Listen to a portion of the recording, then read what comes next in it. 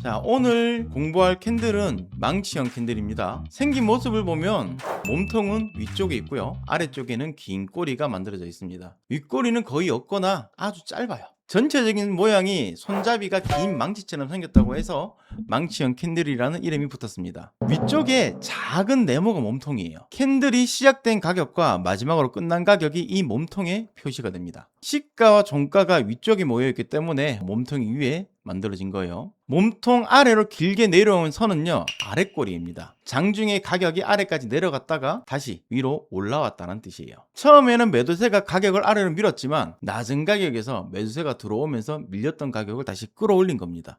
그래서 긴 아랫꼬리는 단순히 가격이 하락했다는 뜻이 아닙니다. 아래에서 매수세가 들어왔다는 흔적이죠. 다만 망치형이 나왔다고 무조건 상승하는 건 아닙니다. 제대로 해석을 하려면 어느 위치에서 나왔고 다음 캔들이 어떻게 움직이는지까지 확인해야 됩니다.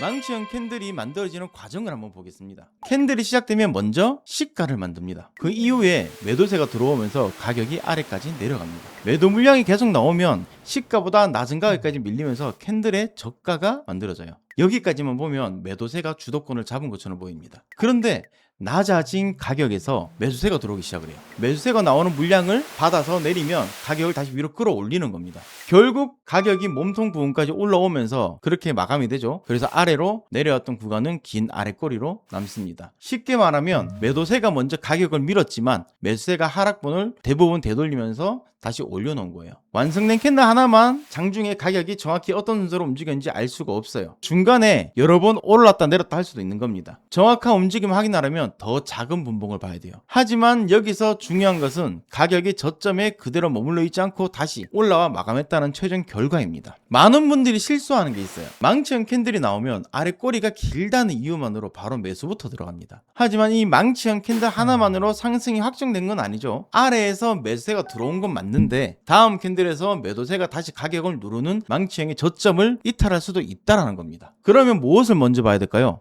바로 망치형이 만들어진 위치입니다.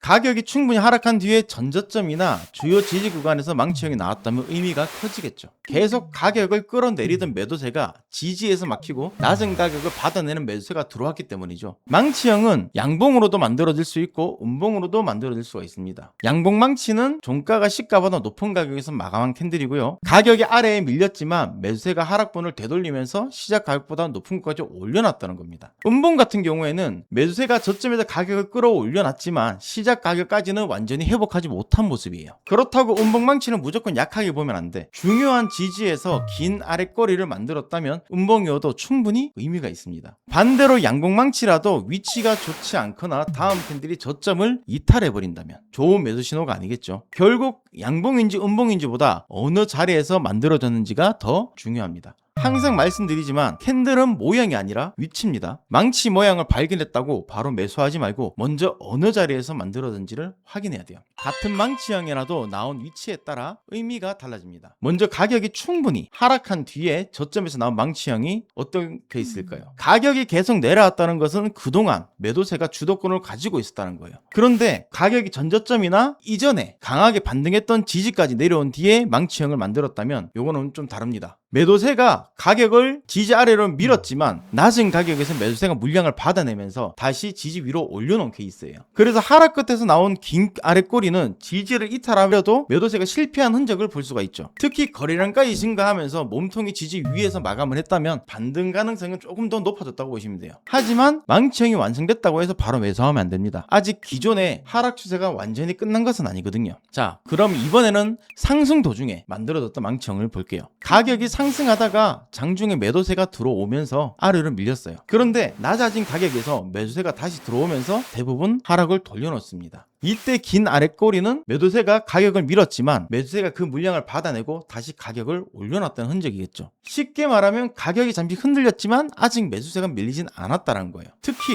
이전에 돌파했던 저항이나 이동평균선 부위하까지 내려왔다가 망치형을 만들고 다시 위에서 마감을 했다면 해당 구간이 지지로 바뀔 수가 있어요. 근데 상승이 오래 이어진 고점이라면 무조건 상승 지속으로 보면 안 돼요. 결국에는 고점이 낮춰지면서 하락할 수가 있습니다. 반대로 박스권, 한가운데에서 나온 망치형의 의미는 상대적으로 좀 떨어져요. 이미 행보구간 자체가 매도세와 매수세가 계속 충돌하는 자리이기 때문에 아래 꼬리만 하나만으로 방향을 판단하기는 어렵습니다. 결국 하락 끝에서 반등 가능성을 확인을 하고 상승 중에는 지지가 유지되는지를 확인해야겠죠. 행보구간에서 방향이 나올 때까지 기다리는 게 좋습니다. 망치형을 실전에 사용할 때 가장 중요한 부분입니다. 망치형이 완성됐다고 바로 매수하는 것이 아니고 다음 캔들이 어떻게 움직이는지 확인해야겠죠. 자, 먼저 망치형의 고점과 저점을 하나의 구조라고 생각을 하세요. 한마디로 범위입니다. 얘는 고점에서 매수세가 가격을 회복한 뒤에 도달한 가격이고, 저점은 매도세가 가격을 가장 아래까지 밀어놓은 가격이에요. 다음 캔들이 이제 망치형의 고점을 돌파하고 몸통으로 마감을 한다면 아래 꼬리에서 들어온 매수세가 주도권을 이어갔다는 뜻입니다. 특히 하락 끝에 주요 지지에서 이런 움직임이 나온다면 반등 가능성이 훨씬 커지겠죠. 반대로 다음 캔들이 영망치형의 저점을 이탈을 하고 아래에서 몸통으로 마감을 한다. 그거는 가격을 끌어올렸던 매수세가 실패한 겁니다. 이 경우에는 아래 꼬리가 길더라도 매수 근거를 사용하기에는 어렵습니다. 다음 캔들이 망치형의 고점과 저점 사이에서 계속 마감을 한다. 그럼 이거는 구조 안에서 노는 거죠. 방향이 안정해진 거예요. 이때는 먼저 방향을 예상해서 진입할 필요가 전혀 없습니다. 고점과 저점 중에 어느 한쪽을 확실하게 벗어날 때까지 기다리면 돼요. 꼬리로 고점을 잠깐 넘었다고 해서 바로 돌파로 판단을 하면 안 돼. 꼬리는 가격이 잠시 다녀갔던 흔적인 거고, 몸통과 종가는 시장이 마지막까지 지켜낸 결과입니다. 그래서 망치형의 꼬리만 믿는 게 아니고 다음 캔들이 고점을 몸통으로 돌파하는지까지도 확인을 해야 됩니다. 망치형을 실전에서 사용할 때 상위 분봉과 하위 분봉 역할을 나눠서 봐야 돼요. 먼저 45분봉이나 1시간 봉을 볼 때 상위 분봉에서 망치형이 어느 위치에서 나왔느냐, 그걸 봐야겠죠. 가격이 충분히 하락한 자리인지, 전저점이나 주요 지지가 겹치는 자리인 건지, 이동평균선이나 V압 같은 기준이 함께 있는지를 봐야 돼요. 상위 분봉의 망치형은 바로 진입하라는 신호가 아닙니다. 어디에서 매매를 준비해야 하는지를 위치와 범위를 보여주는 거예요. 상위 분봉에서 망치형의 고점과 저점을 표시를 했다면요, 1분봉이나 3분봉에서 확인을 해야 돼요. 하위 분봉에서는 망치형의 고점을 돌파한 뒤에 그 위에서 지지를 받는지를 확인해야 됩니다. 고점을 돌파했다가 바로 다시 아래로 밀린다면 매수 근거가 부족하겠죠. 반대로 고점을 돌파한 뒤에 눌림이 나왔는데 이전 고점의 지지를 버티고 또 다시 상승한다면 그건 또 매수 신호가 더 강해지는 거겠죠. 망치형의 고점을 돌파하지 못한다, 그러면서 저점까지 이탈한다면 아래 꼬리가 들어왔던 매수세가 실패한 것으로 보고 매수는 기다려야겠죠. 상위 분봉은 어디에서 매매를 준비하는지를 기다리는 이제 기준을 잡는 거고, 하위 분봉은 실제로 언제 진입을 할지 확인하는 데 사용하라는 거예요. 실제 진입 순서도 똑같습니다. 먼저 저점이나 주요 지지에서 망치형이 만들어졌는지를 확인을 하고, 그 다음 캔들이 망치형의 고점을 몸통으로 돌파하는지를 보는 거예요. 돌파 이후에 눌림이 이전 고점이 지지로 바뀌는 모습까지 나온다면 그때가 매수 근거가 더 강해지는 거죠. 손절 기준도 진입하기 전에 정해야 됩니다. 가장 기본적인 기준은 망치형의 저점이겠죠. 가격이 다시 저점을 이탈을 하고 아래에서 마감을 한다면 아래 꼬리를 만들었던 매수세가 실패한 것으로 볼 수가 있죠. 망치형의 꼬리가 너무 길어서 손절폭이 크다면 무리하게 진입을 하지 말고 하위 분봉에서 만들어진 작은 눌림을 저점의 기준으로 사용할 수도 있습니다. 중요한 것은 손실이 발생한 뒤에 손절 자리를 찾아가는 게 아니에요. 진입하기 전에 어떤 움직임이 나오면서 내 판단이 틀린 것인지를 먼저 정해야 됩니다.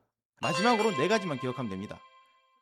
첫 번째가 망치형의 긴 아래 꼬리는 매도세가 가격을 밀었지만 낮은 가격에서 매수세가 들어오면서 다시 끌어올렸다는 흔적인 거고, 두 번째가 망치형 하나만으로 상승을 확장하면 안 된다는 겁니다. 다음 캔들이 저점을 이탈하면 아래 꼬리에서 나온 매수세가 실패한 거예요. 세 번째가 캔들의 색깔은 이 모양보다 어느 위치에서 나온지를 먼저 확인해야 됩니다. 그리고 다음 캔들이 망치형의 고점을 몸통으로 돌파하는지 이것들을 확인해야 됩니다. 결국 망치형은 무조건적인 매수 신호가 아니에요. 아래에서 매수가 들어왔다는 흔적을 보여주는 거고, 이후에 방향을 판단할 고점과 저점의 기준을 만들어주는 캔들입니다. 망치형 캔들은 항상 다음 캔들을 같이 확인하고 매매에 활용을 하세요.